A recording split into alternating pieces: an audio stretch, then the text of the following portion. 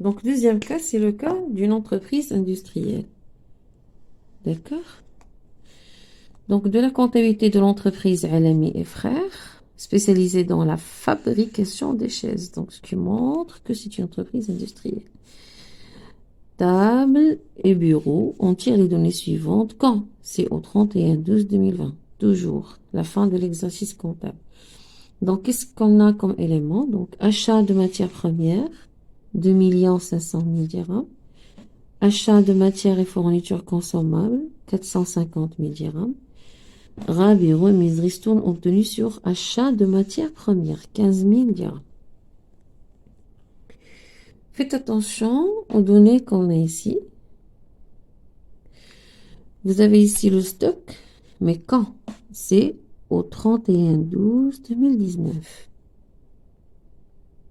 D'accord? Faites attention aux dates. Et vous avez ici stock au 31/12/2020.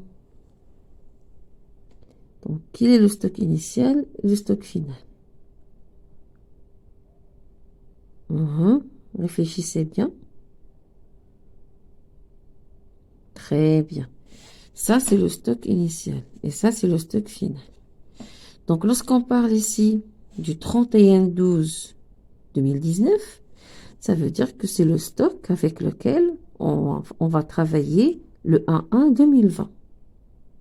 D'accord?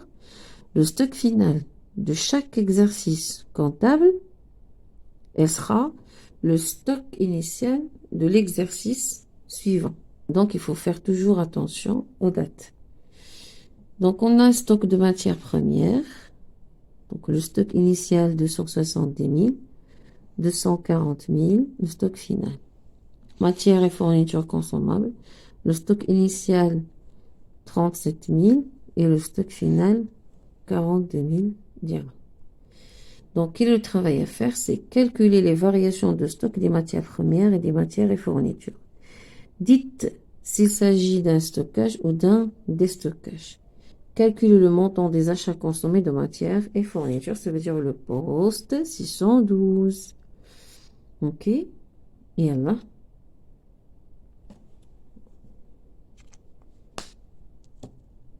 on va travailler ensemble. Donc, qu'est-ce qu'on a ici comme données? Variation de stock, stock final moins stock initial. Donc, application chiffrée. Quel est le stock final qu'on a? C'est 240 000 dirhams moins 270 000 dirhams. Allez, faites calcul.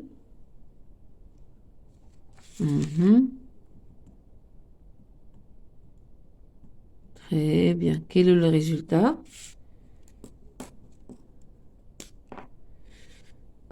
Qu'est-ce que vous avez trouvé? On a ici moins 30 000 dirhams. Donc, quelle est la situation du stock? Qu'est-ce qu'on a? Qu'est-ce que vous remarquez? Que le stock final est inférieur au stock initial. D'accord? Donc, on a le stock initial est supérieur au stock final. Donc, c'est pour cela qu'on a le résultat négatif. Donc, on est dans une situation de déstockage. Très bien. Déstockage, ça veut dire l'augmentation des charges de l'entreprise. Et là, je suis d'abord les matières et fournitures consommables. Donc, le stock final. Oui, très bien. C'est 42 000. Moins le stock initial, c'est 37 000. Très bien. Le résultat. Allez, faites le calcul. Très bien. C'est quoi? C'est 5 000 dirhams. 5 000 dirhams. Très bien. Donc, qu'est-ce que vous remarquez ici? C'est le contraire du premier cas. On a le stock final est supérieur au stock initial. Donc, le stock initial est inférieur au stock final. Donc, dans notre cas des matières et fournitures consommables, on a le stock initial inférieur au stock final. Donc, l'entreprise est en situation de stockage. Ça veut dire que l'entreprise va avoir une diminution de ses charges. On passe maintenant à la réponse à la deuxième question. Calculer le montant des achats consommés de matières et fournitures. Si vous vous rappelez la dernière fois, je vous ai présenté le calcul des achats consommés de matières et fournitures sur le plan comptable. Donc la règle est appliquée et achat consommé de matières et de fournitures est égal sigma des achats, ça veut dire achat de matières premières, achat de matières et fournitures consommables, achat d'emballage, moins les RR de toutes les matières et fournitures consommées, moins les variations de stock. D'accord? Donc, on va appliquer cette règle pour trouver les achats consommés de matières et de fournitures. Donc, selon les données qu'on a ici,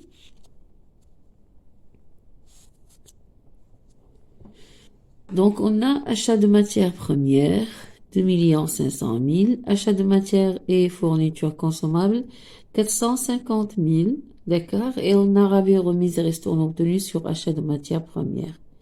Donc, on a seulement les RR sur achat de matières premières et on n'a pas les RR sur achat de matières et fournitures consommables. Donc, nous, on va travailler seulement avec les données qu'on a sur l'exemple.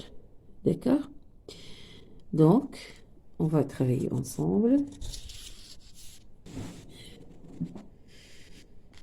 Donc, la règle, les achats consommés de matières et fournitures est égal à sigma des achats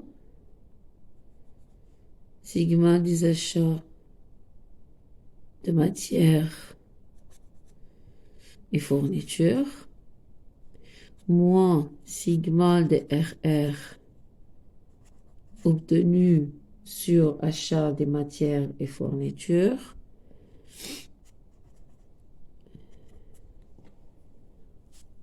moins sigma des variations de stock de matières et fournitures. Donc ici, dans notre cas, on a achat de matières premières, 2 500 000, plus achat de matières et fournitures consommables, 450 000. D'accord.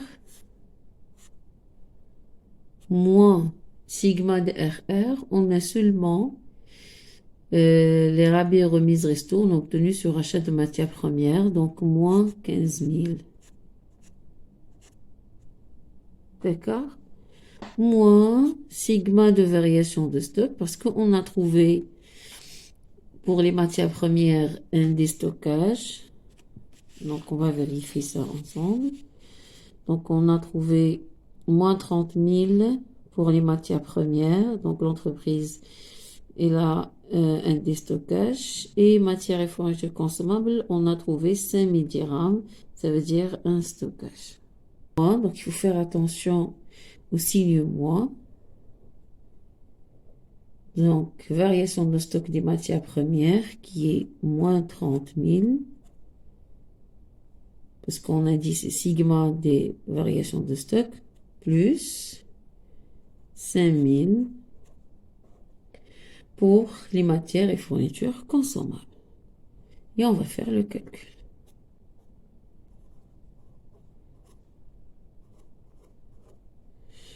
Donc on a 2 500 000 plus 450 000, c'est 2 950 000. Moins les rabais, remises, ristournes.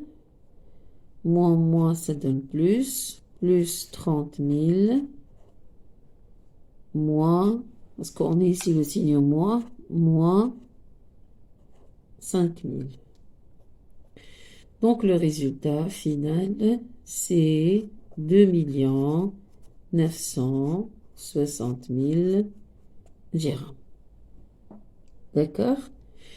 Donc, les achats consommés de matières et fournitures est égal à 2 960 000 dirhams. Encadrez vos réponses, s'il vous plaît. Donc ça, c'est pour le cas d'une entreprise industrielle.